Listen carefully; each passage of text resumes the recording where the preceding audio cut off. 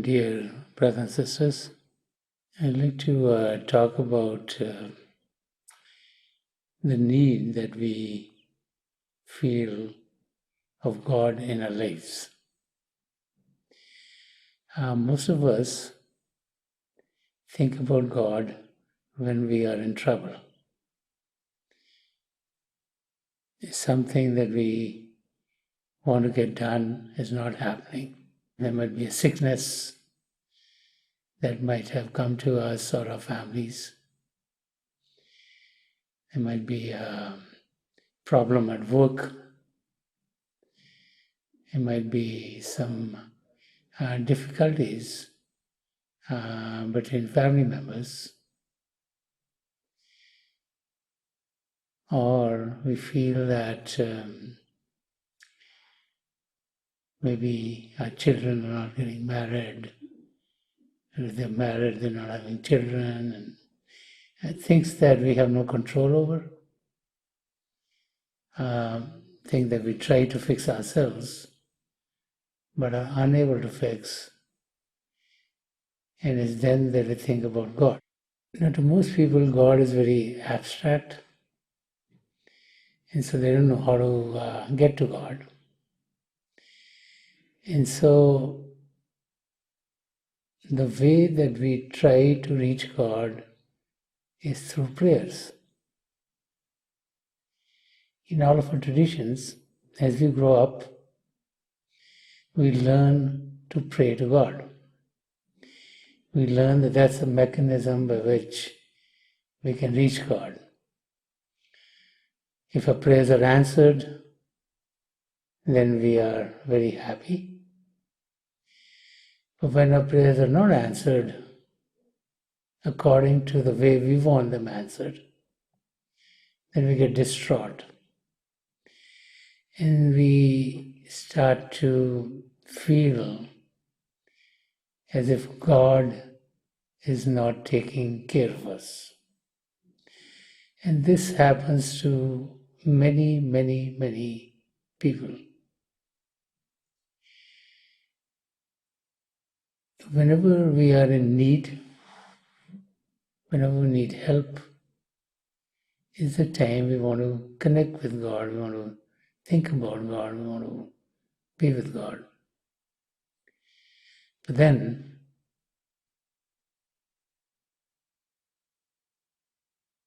as we are praying to God, and as our prayers are not being answered, we do a transaction with God. Said, okay, God, if you would do this for me, I will do this for you. I will go to my place of worship every day for 40 days. I would meditate every day for the next 2 weeks. I would, do this penance or that penance or that penance. And so we, make a deal. Because we maybe think maybe God needs something from us before God gives us anything. And so this feeling of God being someone who we can do business with, make a deal with, is embedded in many, many people. The question to think about is, what does God need from us? And when you start to think about that, I'm reminded about an incident out of the life of a saint. There was a saint who had quite a few disciples, and they would come to him week after week, and he would explain about spirituality. He was trying to make sure that they became good human beings. He was trying to have them learn about their relationship with God. And so, many weeks went by. So one day, it came to the saint to see what is it that the students are learning. He thought in his head, I've been teaching the students a long time. Let me find out how much have they learned. So that day when the people came for the discourse and had done the discourse, right in the end, before everyone leaving, he said, I have a question for you. And so everyone is thinking, what kind of a question? And the saint says, what gift have you brought for me?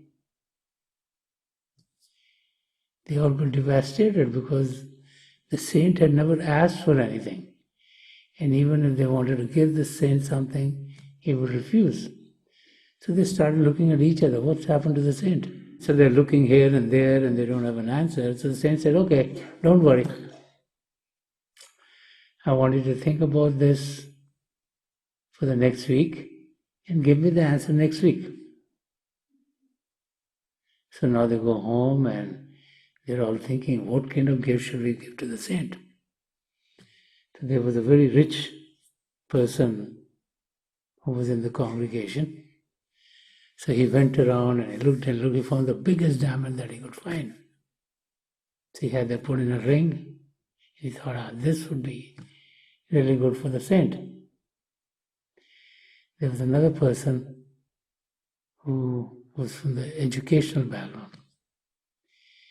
And he knew that the saint was very educated and enjoyed, reading books.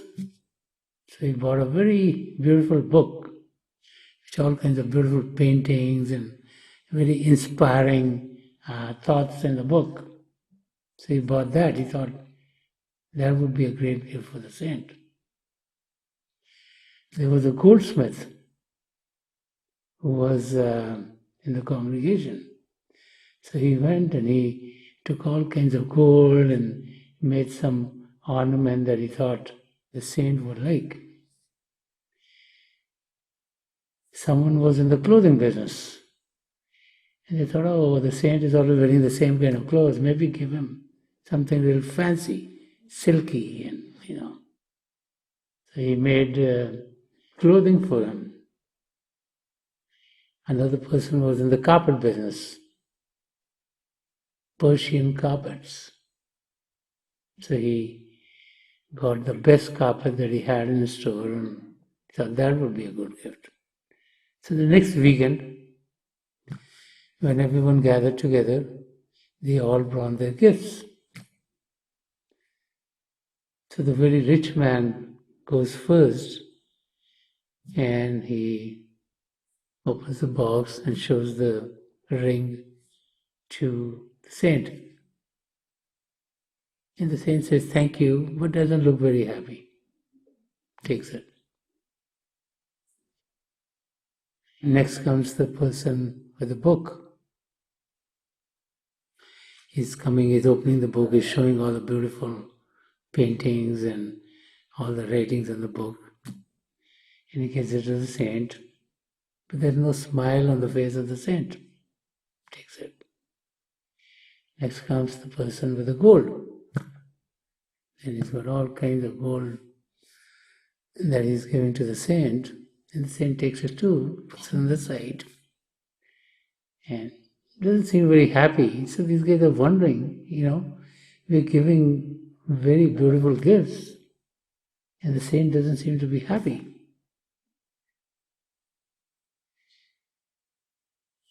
Other people come, someone's giving him clothing, someone's giving carpet, someone's giving him other things. One by one, everyone has brought a gift that they thought would be very appropriate. But the face of the saint didn't show that any one of them made him happy. And then there was the last person left. He did not come forward. So the saint asked him, what have you brought for me? And he said, I am very poor, sir. There is nothing that I could buy for you. And tears start to come, his face, because he felt that the saint wanted a gift and I can't give him anything. And then the saint says, "Why are you crying?" I'm not crying out of sorrow. I'm crying because of my love for God and my devotion to God. And I'm feeling that God, He didn't give me the means to give a gift to the saint. And so the saint started to smile with a big smile on his face. And he said, that is the real gift that I want. It's a gift of longing to know God. It's a gift of being devoted to God. And that is the kind of gift that we all should have, where there's love in our heart for God, with the devotion in our soul, and with a longing to be with God in our total being. And as others started to see that, they understood that the purpose of the saint asking them for a gift was not that he needed anything for himself, because he called everyone and returned all the gifts that they brought for him. But the purpose was for them to know that there needs to be a longing in our heart to know God.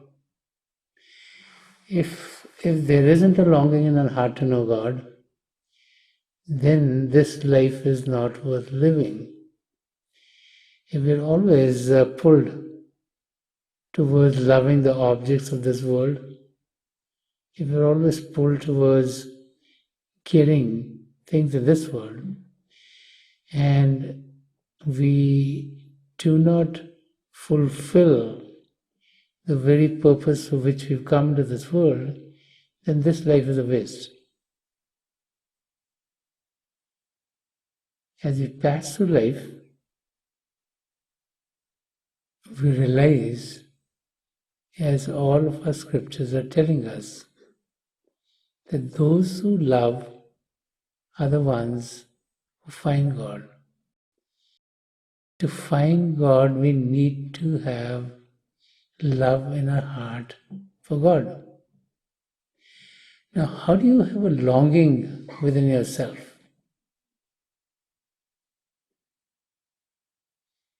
And can you learn how to love God? And where do you go to experience the love of God? So the saints are always telling us that the love of God is inherent in each and every one of us. Because what gives us life is our soul. And our soul is a part of God. And our soul is full of the love and light of God. And so our soul is the one in which there is longing for the Creator. Unfortunately, since our mind is also in the human frame, we get distracted through the mind into the attractions of the world outside. Our distractions come because our mind is trying to drag us into the world outside because it feels that that's the real world. But in reality, the world outside is a world of illusion. It's a reflection of the inner spiritual worlds. And so we need to be focused on the inside. So to be able to experience the love of God, there are a few factors. The first one is meditation. Meditation is taking our attention from the world outside and focus on ourselves. Meditation is recognizing the love of the Creator. Meditation is stilling ourselves so that we're not in turmoil. Meditation is to go on the inner spiritual journey so that the treasures of divinity which are within each and every one of us can unfold. So meditation is a means by experiencing the love of God. Because as we go within and as we meditate, it's a journey of love, it's a journey of light. We experience more and more and more of the love of God. We experience more and more and more of the inner light. That light which throws away all darkness. That light which clears the path for us to go to our goal. That light which clarifies our understanding so that once our understanding is clear of what this life is all about and our relationship with the Creator, then steps can be taken to be able to experience that relationship on a daily basis. So meditation is the means by which we are able to home into the realities of our existence and the realities of our relationship with the Creator and the realities of our relationship with everyone else who's there in creation. As we meditate, we find that meditation puts us in a state of bliss. We get happy on the inside. It's just like, as an engineer, you might work in doing research projects. So in research projects, you're given a goal, and you're supposed to, let's say, create a new device, a new gadget, or a new software, or something new which has never been done before. So you know what ends you have to get to, and you start here. And then slowly, you are recognizing ways and means by which you're learning things, you're trying different things. You try 10 things and say, no, this one works. And then you try 10 more things and say, this one works. So gradually, slowly, you're getting to the goal of what you're trying to develop. And every time out of the 10 you pick up one, you get very happy. You realize, hey, this is the right thing.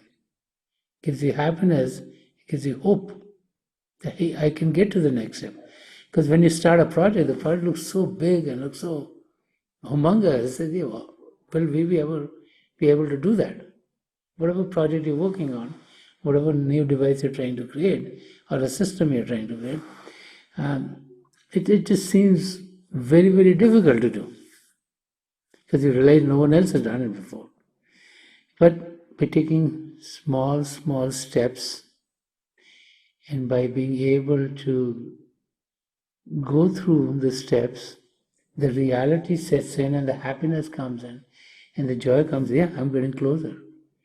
Now this part is done, this part is done, now this part is done, now this part is done. And finally you see the light, hey, now we need to connect all of these parts somehow. And so it's the same thing with meditation. We think that we close our eyes on day one and here we see God. It doesn't work like that. We need to put in an effort on a daily basis. But as we go, in the beginning, you might see flashes of light and say, oh, will we ever see lights that get still? And one day that happens. Say, boy, that's just really good. I got there. And you get to the sky and it's cloudy and it's dark, and he says, what's going on here? And one day it opens up with all kinds of stars in there, you feel happy. Every step that we take is unfolding the spiritual process and giving us hope and giving us happiness that we are taking steps towards our goal.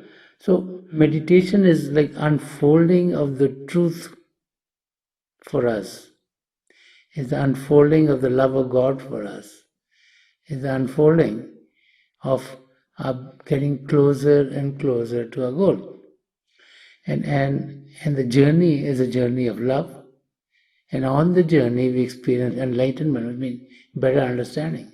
And other factors that help us on us being able to love God is the realization that once we start to meditate and once we start to experience the inner realms, the reality sets in automatically.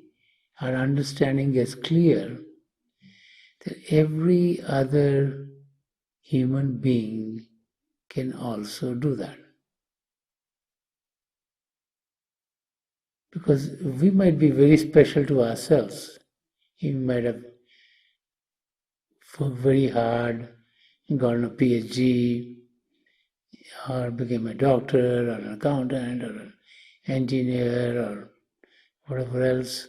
Software guys these days are working very hard too. A lot of people work hard. You become plumber, you have to work hard.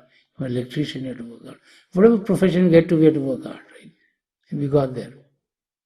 And that gives us happiness. But when we go on the spiritual journey, it doesn't matter what we've achieved in the world outside. Whether we are rich or we are poor, whether we have a status in the community or not, it's all secondary. What is important is the zeal and passion by which we're going on the journey. But once we have achieved that, and once we do connect with the divine light and sound of God, our understanding gets clear. Irrespective of who we are, we realize that everyone else can also experience this revelation within. And then automatically the realization sets in that we're all one and the same. And it is then the selfless service starts to play a big part in our life. It's only when we realize that everyone is the same that we want to help them. If we think we are only special, not connected with anyone else, then we only do things for ourselves. It's only when we realize we're all connected, then an extended hand goes from us to everyone else.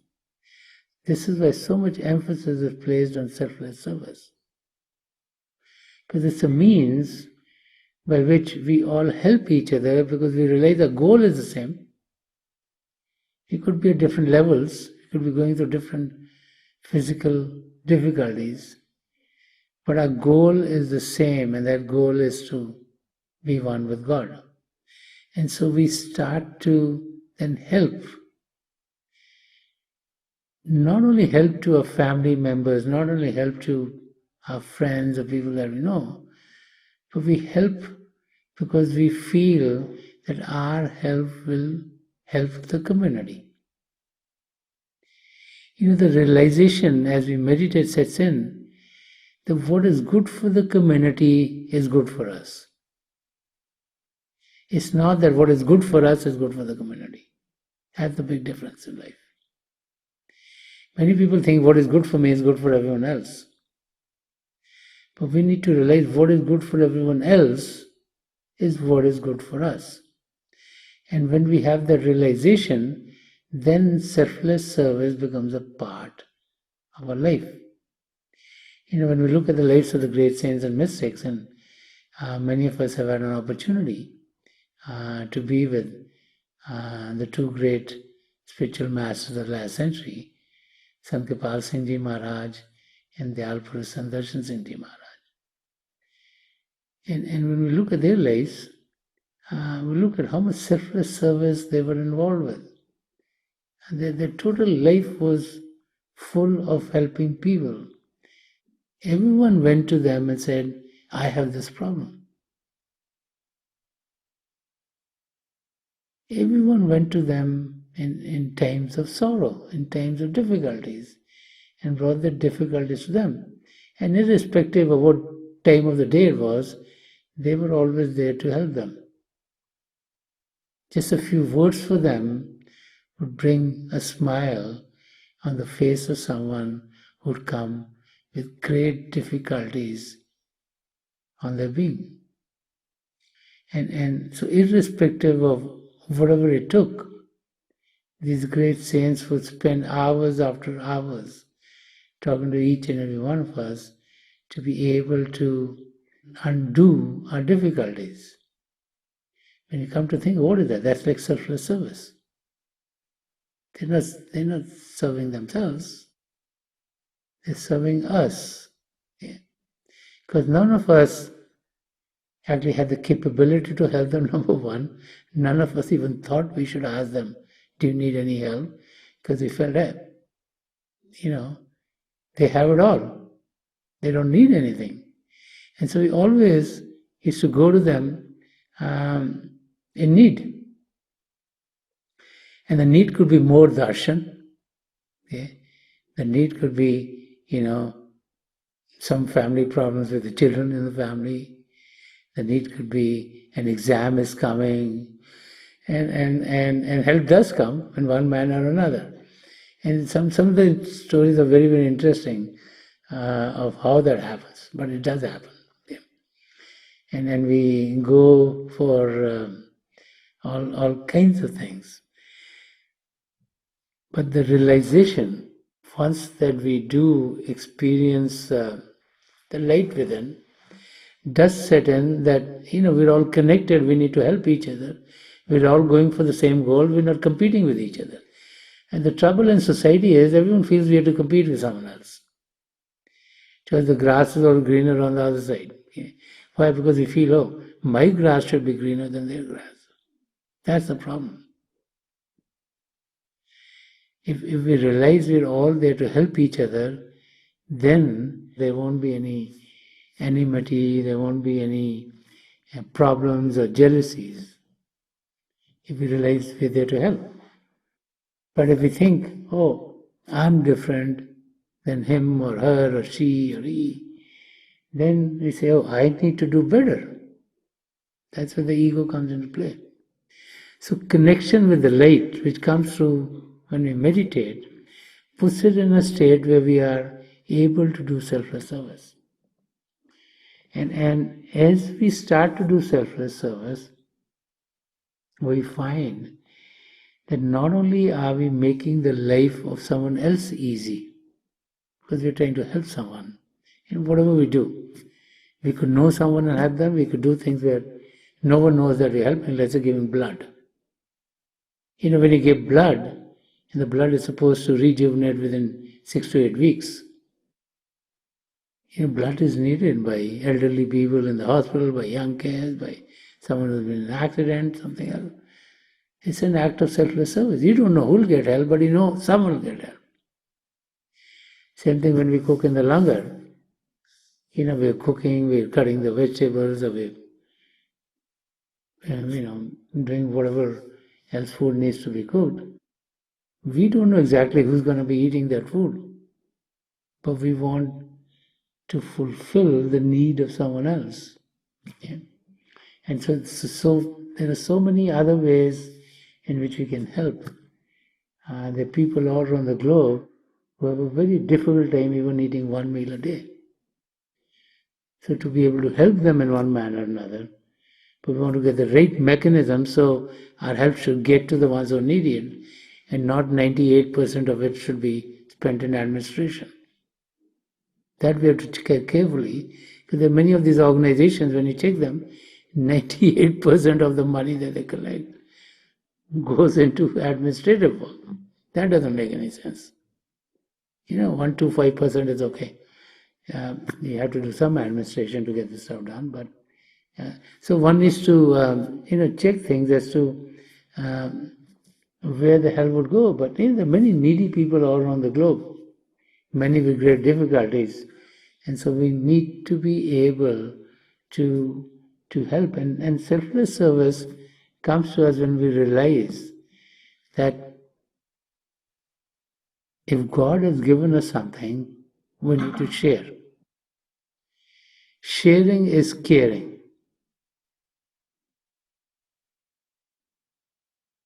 Definitely when we work hard, we do well. There's no doubt about it.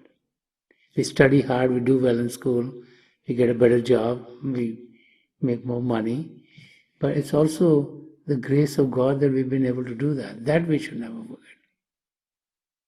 And if God has put us in a situation where we are able to help someone, then we should, whether it's physically, whether it's mentally, whether it's emotionally, it's financially, it's spiritually. Whatever God has provided to us, when we share, the beauty of sharing is that things don't get less. At least the joy gets more. The love gets more.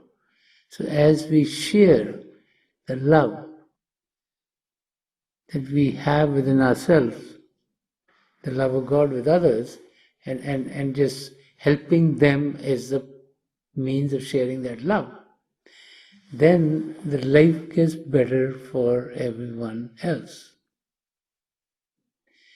Another factor that I think that helps us as we start to think about, what can we give God, is to introspect. Most of us are in a habit of thinking we're doing our best. I don't think anyone feels like they're not doing their best. Most people feel, all day long doing whatever makes the most sense to me. But the difficulty is we don't introspect. We don't check at the end of the day that what we did, was it really good? Was it helpful? Did it make us get closer to God? Did it help someone else get closer to God? And so introspection is very, very important. And the introspection diary, I think, is a great help in us to be focused on how are we leading our lives. And you can add more columns to it if you want, whatever you want to track. But like introspection and recording things is very, very important. To have a journal, it is important. So that tracks what have we done, where are we going, are we really doing those things that we really want to do? Or are we just doing things because we think they're good, but in reality they're not as good as they can be? And so that aspect of our life, I think, needs a little more attention. We've all been given the introspection diary as we get initiated, but not everyone fills it up. Today in the electronic age, there's also an electronic diary which is available. So if that is easier for you, then you should use that. Because, tracking ourselves, looking at ourselves with a vision, which is away from what we do every day, is very important. And so, if we would add that to our day-to-day life, we would find that we would be getting closer and closer to God. Because as we focus on introspection ourselves, then we become more virtuous. If we don't track what we're doing, we're going at a pace that we think is good. We're all good people, none of us is bad. But we could be better. So when we track ourselves, then we know that, hey, in the next day, I need to do something better than what I did yesterday. And then slowly, we get to a stage where the virtues are being imbibed in us strongly, so that we are not having any difficulties in being able to be virtuous, that we're not making any mistakes. It is very difficult to be 100% perfect, okay? But that is the goal. If we don't keep the goal at 100%, then no one will try to shoot it. If we put it at 80%, the people get to 80%, they're very happy. So you have to get to the goal of 100%. And even though if you don't meet the goal, there's nothing wrong. But you have to see your progress. If you were 5% and you went to 80, well, that's a big deal. As humans, we always make mistakes and we keep on making mistakes. It's a part of life. But the less mistakes we make, the better off we are. Okay? But if something happens, we make a mistake, it's not the end of the world. We learn from it. We don't dwell on it. We don't have it bother us, but we learn from it. So we get better and better and better. And as we introspect and as we put the virtues in our life, we'll find that the love in us for everyone else is going to expand.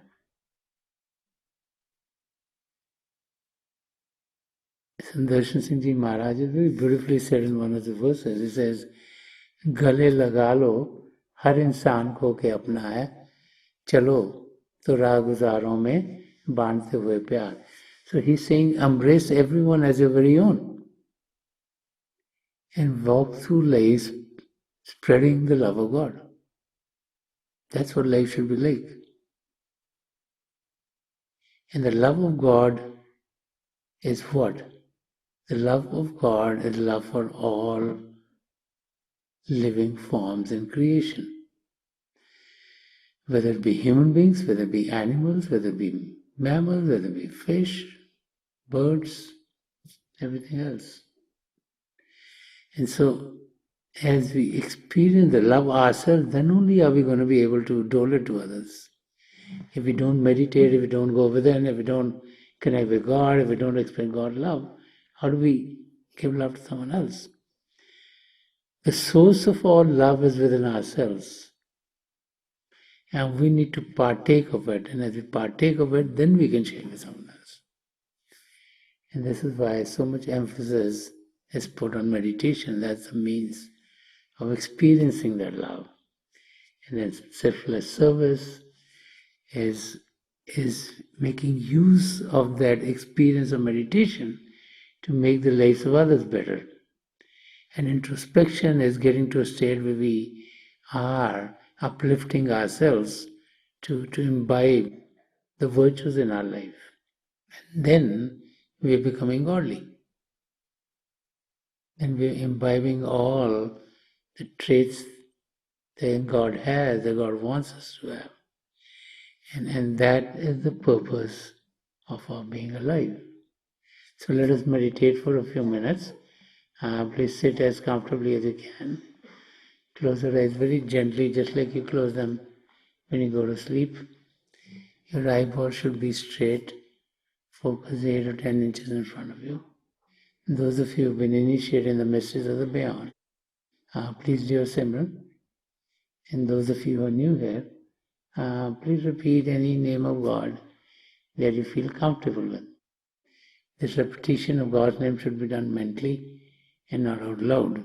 So I pray to God Almighty to help each and every one of us here connect with the divine power within and to experience the divine light of God within ourselves. We'll be sitting for a few minutes, and with the grace of the three great spiritual masters of the past century, Hazur Baba Sawan Singh Ji Maharaj, Param Sant Kripal Singh Ji Maharaj, and the Alpha Darshan Singh Ji Maharaj, be with each and every one of you so they can help us be guided to the inner divine light. I'll be getting you out of this meditative state, and my best wishes are with each and every one of you.